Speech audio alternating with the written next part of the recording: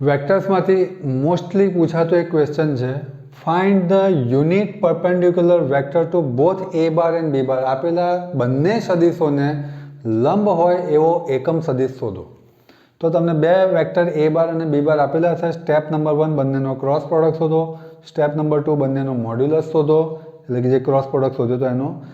અને જે તમારો એકચ્યુઅલ વેક્ટર આવ્યો હતો એને એના મોડ્યુલસથી ડિવાઈડ કરો. આ તમારો માગેલો એટલે કે બંનેને પરપેન્ડિક્યુલર હોય એવો યુનિટ વેક્ટર છે એ સાબિત થશે. તો લેટ અસ ડુ. એ બાર અને બી બાર તમને બે આપેલા છે. તો સ્ટેપ નંબર 1 એ બાર ક્રોસ બી બાર આપણે શોધીશું, એટલે કે આઈ જે કે એ બારની વેલ્યુ 5 7 -2, બી બારની વેલ્યુ 3 1 -2. આને આપણે સિમ્પ્લિફાય કરીને શોધી નાખીએ તો આવશે આઈ -j + k. ચાલો આઈને આપણે હાઇડ કરીશું તો શું આવશે? 7 -2 1 -2. જેને હાઇડ કરીશું તો 5 -2 3 -2. કેને હાઇડ કરીશું તો 5 7 3 1. સિમ્પ્લિફાય કરીએ. 7 2 -14 -2 -j -10 +3 2 6 5 1 5 7 3 -21. 14 માંથી 2 ગયા તો -12 આવી. -10 + 6 એટલે -4 આવશે. +4j 5 -21 એટલે કે 20 માંથી 5 ગયા તો 15 ને 16 એટલે કે -16k. ઓકે, એટલે એકચ્યુઅલ તમારો વેક્ટર થયો -12 4 -16. I hope I am not mistaken. -14 + 2 -10 + 6 5.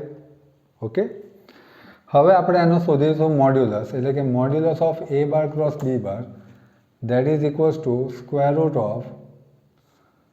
તમે ચાહો તો જો આને ઇઝી કરી શકો, પણ આપણે હવે ડાયરેક્ટ કરી દઈએ, કારણ કે આમાંથી જો 4 કોમન નીકળે છે તો આ થઈ જશે -3 1 -4. થોડું ઇઝી થઈ જશે. 4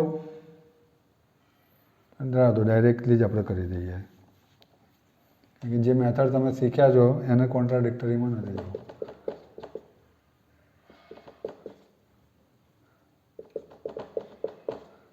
that is equals to 4. આનો થશે 144, આનો થશે 16, આનો થશે 2 5.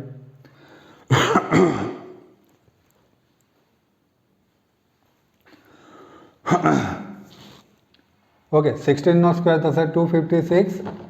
એડિશન કરીએ આપણે તો થશે 6 4 10 ને 4 16, છગડો વધી પડી 1 વધી પડી 3 1 4 416. આને હું જો ડાયરેક્ટલી 16થી ડિવાઈડ કરીશ તો 16 × 26 12 આવી જશે 4, એટલે અંદર બચશે 26. ચેક કરી લેજો if I am not mistaken. 4√26. હવે ફાઇનલ ક્વેશ્ચનનો answer, required vector is a bar cross b bar upon modulus of a bar cross b bar. આની દરેક વેલ્યુને આનાથી ડિવાઈડ કરી દો, એટલે કે -12 અપોન 4√26, 4 upon 4√26 -16 upon 4√26.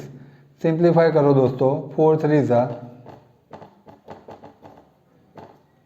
4 4 ઉડી ગયા, 4 4 and that's your answer. Sorry, 26. અને ખાસ આગળ પ્લસ ઓર માઇનસ લગાવવાનું ના ભૂલતા, કારણ કે આ બંને ડાયરેક્શનમાં હોઈ શકે, ઓપોઝિટ અને પોઝિટિવ બંને. Thank you very much.